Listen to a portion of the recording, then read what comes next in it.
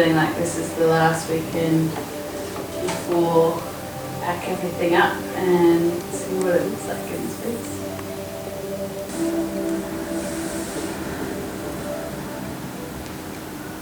Other way around maybe.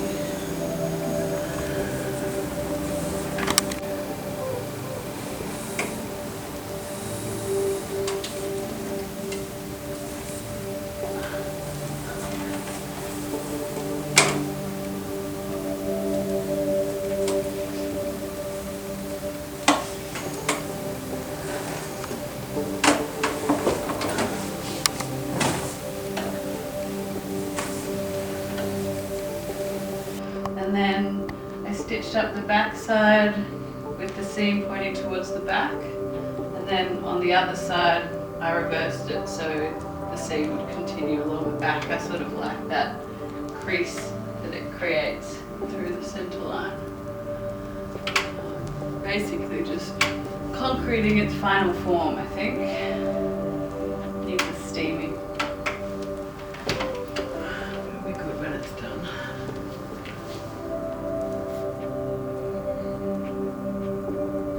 I think I made it in 2021,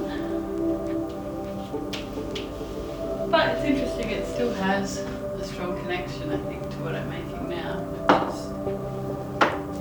fascinating. Just deciding whether I want it to be on a copper rod. I was doing these incredibly labour-intensive weaves where I was changing the width of the warp, which is quite difficult to achieve. And it required me to be bent over for a long period of time, and my loom wasn't set up to accommodate my body, my core wasn't strong enough, and I ended up getting a back injury. And yeah, that gave me a long break from weaving, but it also made me incredibly sad. I think from the moment that I started weaving, there's that kismet moment, and I've just wanted to return to it again and again. I have downtime. You just want to work and be able to relax and not have to come home and work again as a creative.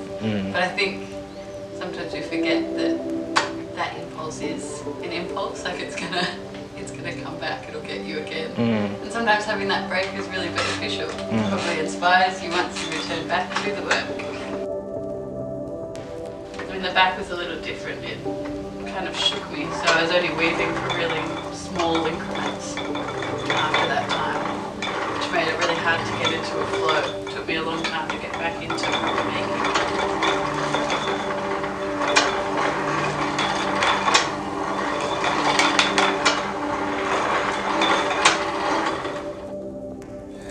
I couldn't walk for nearly 2 months.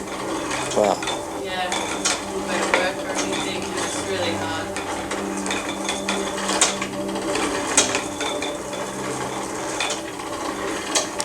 Very true. Like with my back injury, led to some mental health issues. I got quite depressed from not being able to do what I regularly do. I think I sort of lost my identity, and it took me a while to realise who I am away from what I do.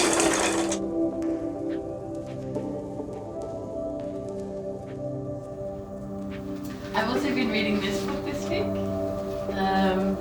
I've been on a bit of a book binge lately. I bought this book, her name is Olga de Amaral, and I have been really drawn to the textures in her work, but I found a little connection in here this morning of her work in Ana Mendieta, who is this Cuban-American artist that I've been in love with. And it's really inspired me this morning. It's sort of connecting location to work, and white flowers that seem to draw their roots from her body. The idea of porosity between human beings and the earth is obvious here. For Mendieta, the human being is not a watertight bodily envelope. On the contrary, it is permeable and the result of the aggregation of multiple identities, histories and memories that enable it to merge with nature. There's this saying by Osamu Noguchi that sometimes you you plan an idea and then you make it, and then sometimes you make an idea and then you realize what it is after the fact. There's sort of two kinds of makers in the world. And he identifies as the latter, and I think I do as well. A lot of the time I don't know what's going to come out, but I can understand it once the event has happened, once it's over, once the object exists.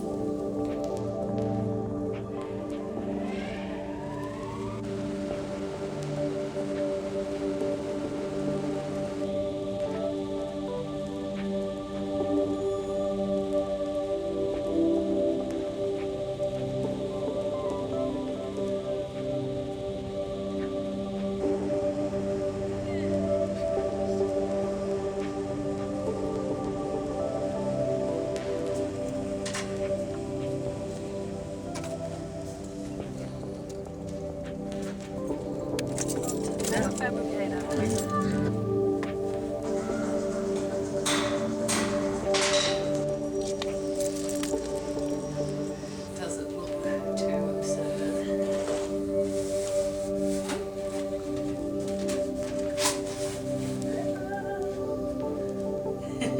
Just to getting it on the cloth.